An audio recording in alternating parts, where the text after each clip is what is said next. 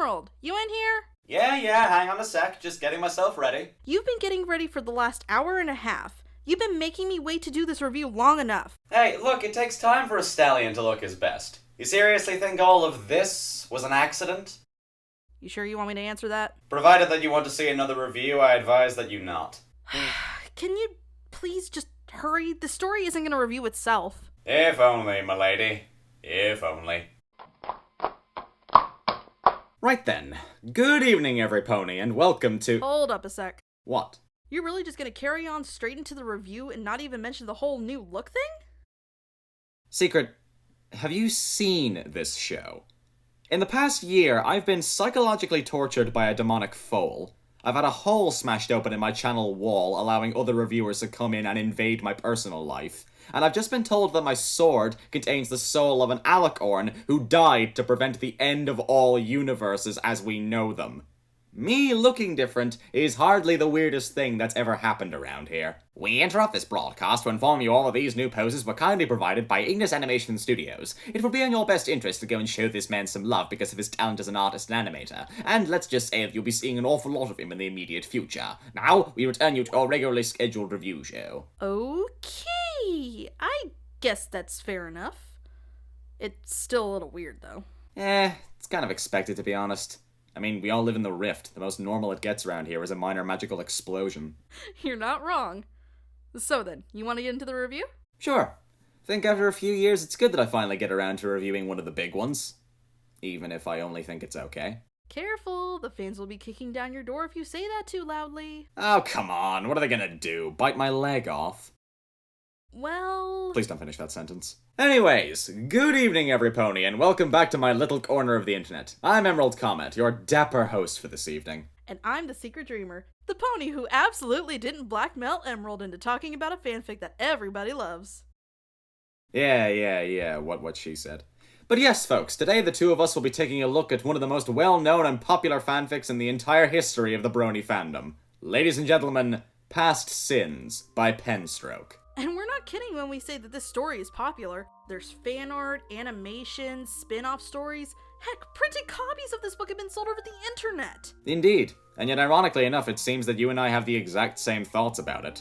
Personally, I do like it, but I don't think it's great. There's definitely some good stuff in the fic, but the bad stuff unfortunately drags the story down quite a bit in my view. Yeah, pretty much. Don't get me wrong, this was really well written, the characters were pretty well done, and the overall story was really sweet and touching. However, there are certain things that could have been done either better or not have been done at all. For those of you who don't know the plot of the story, it goeth thusly.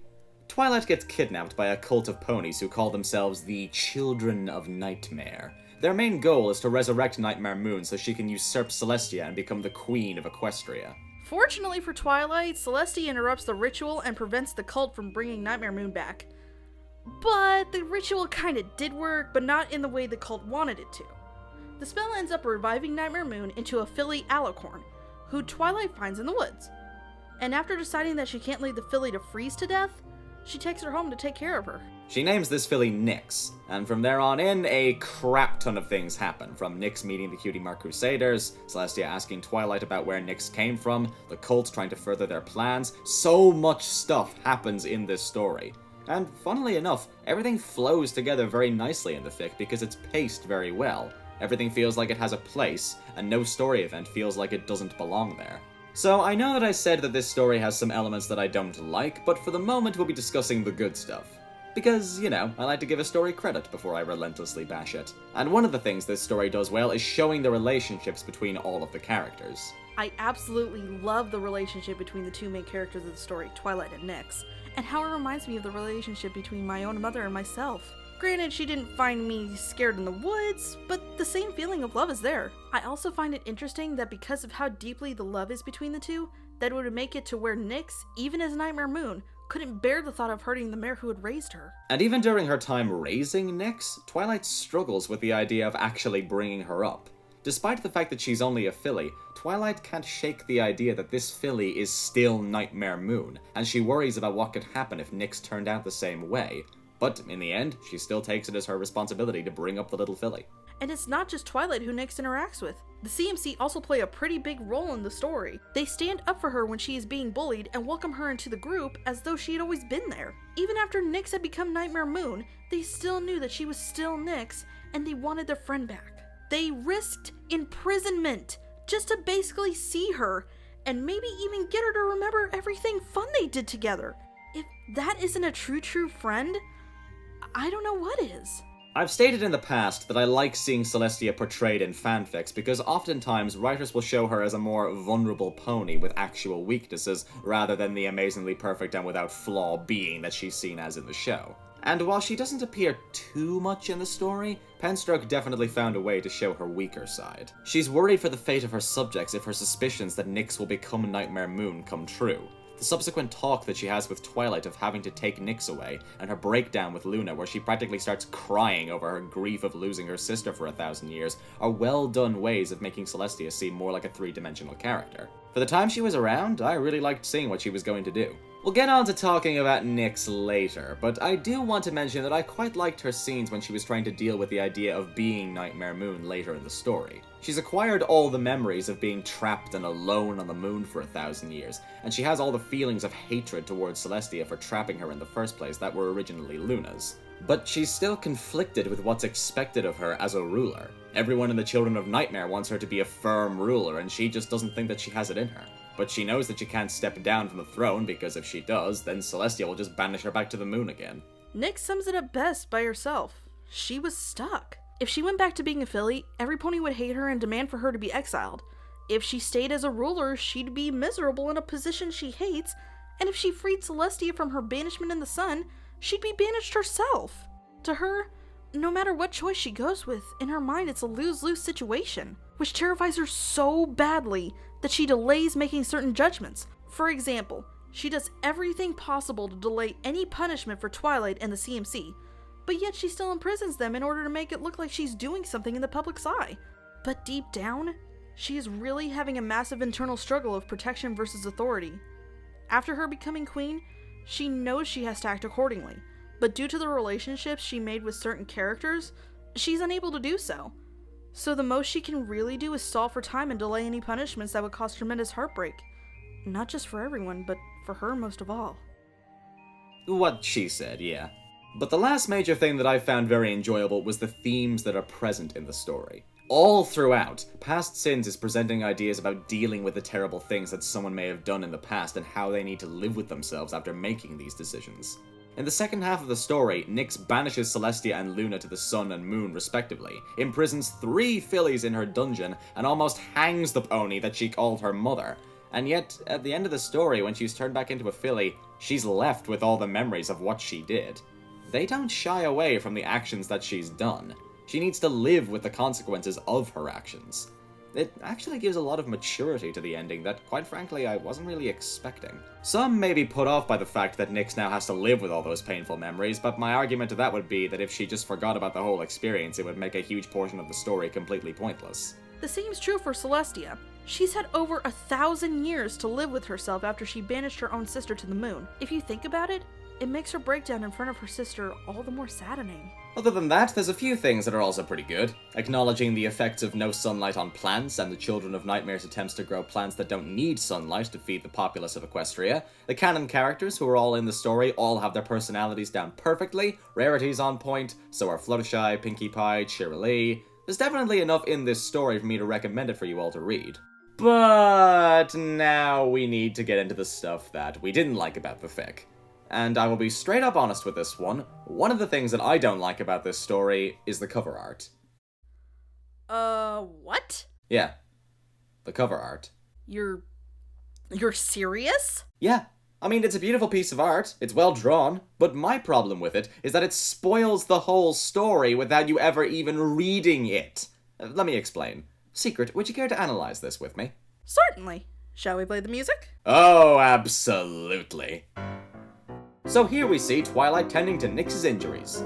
Oh, looks like she's joined the CMC down here. And oh, look at that. Twilight's developing a motherly bond with the filly Nightmare Moon. Then over here we've got Nyx looming over Twilight as a shadow, her dueling Celestia to dethrone her, defeating the elements of harmony, imprisoning the CMC, and hanging the pony she once called her mother while a crowd watch on in horror. And all capped off by Nyx shedding tears of regret and sadness about the whole affair.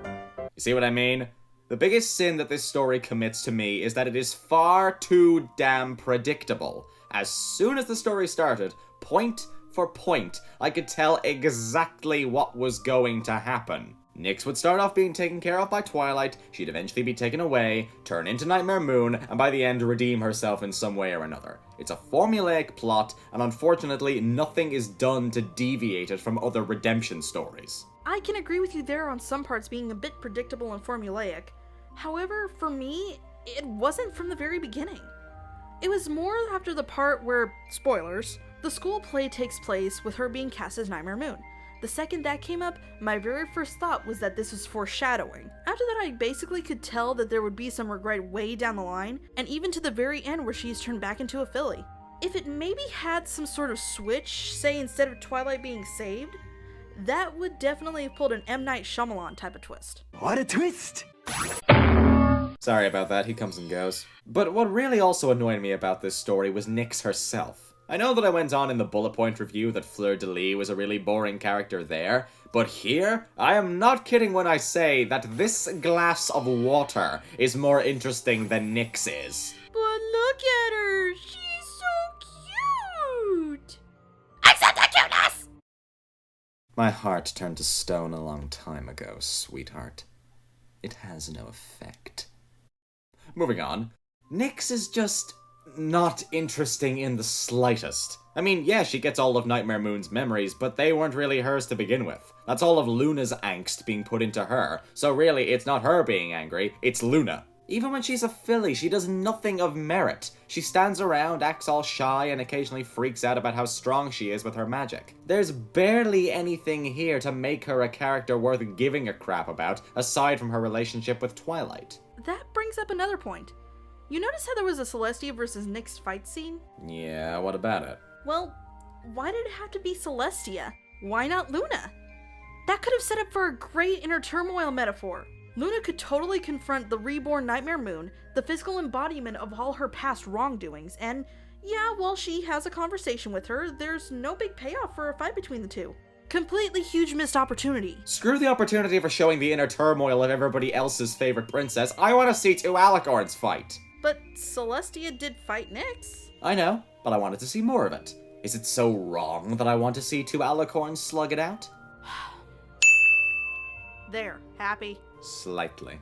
Well, I guess with that covered, I need to talk about the last thing that really annoyed me about the story, and it involves the Children of Nightmare. Spell Nexus, the leader of the cult, is set up to be this completely fanatical zealot who is totally dead set on bringing Nightmare Moon into power. He is convinced that Equestria needs a firm ruler in charge, rather than Celestia and her wishy-washy way of running the country. All of that is a great concept for a villain, and the things that he does in the story really make you hate him. But then in the end, for some ungodly reason, it turns out that Nexus was just being possessed by a fragment of Nightmare Moon's shattered armor, which was manipulating him into bringing her back. And while that is a clever idea, it completely destroys all the scary build-up that Nexus had as a villain. This cult leader, who is so driven by the idea to usurp the throne and bring about a glorious eternal night, is whittled down to just a pawn in a much larger game. It really just disappointed me that such an interesting character was just thrown under the bus like this. I would have liked to see him maybe retry the spell when it became apparent that Nyx wasn't going to listen to him, or maybe lead the cult in a fight against Nyx to rule for themselves. I mean, it's true that he brainwashes Twilight to try and kill Nyx so that she can be hung for treason, but I just would have loved to see more done with him, and... Secret, what are you doing with a flamethrower and a picture of Nexus? Nothing. I do agree with you, he had such potential. But then they just had to cop him out with the lame excuse of possession. Before they revealed that, I thought he was just a crazy villain, which made him so much more interesting. Either way, I cannot stand him! He's the type of character that you love to hate until you find out he's possessed. And then it's just... he's a trope. It is very unfortunate. Really, a lot of the negatives that we've pointed out here bog down my enjoyment of the story a lot. But in saying that, I will concede that Past Sins isn't a bad story. Like I said, there's definitely a lot in the fic that anyone can find enjoyable. It's just that its problems, to me anyways, were highlighted quite a bit, and in the end, they unfortunately dragged it down for me. I'd have to agree. There's a lot that Past Sins does right, and the things that it does do right are done really well. The character interactions are all great, Nyx's internal struggle is really interesting, but the things that aren't good about it do unfortunately drag down its overall quality. But I still say it's worth at least one whole read-through. Well, that was a lot of fun. Thanks for that, What are you doing? Oh yeah, sorry, this is my popular fanfic checklist. Man, I'm just blazing through these. But yeah, I enjoyed that secret. It's usually better when I have someone else to bounce my witty material off of. What a shining beacon of modesty you are for the whole community, Emerald. Aw, how kind of you, Secret. Whatever. Thanks anyway. Yeah, no problem. Oh, Secret. What? Mind yourself on the way out, okay? Why? Just, there's been some odd things happening around the rift lately. Blissy's dark side trying to take over, whatever the hell's going on with Toon right now. Just, make sure you get back in one piece. Alright. Thanks, Emerald. See ya. Whew. Well, that's another one done at least. Anyway, folks, I hope that you all enjoyed that. She was the Secret Dreamer, I'm EmeraldComet, and I will see you all next time.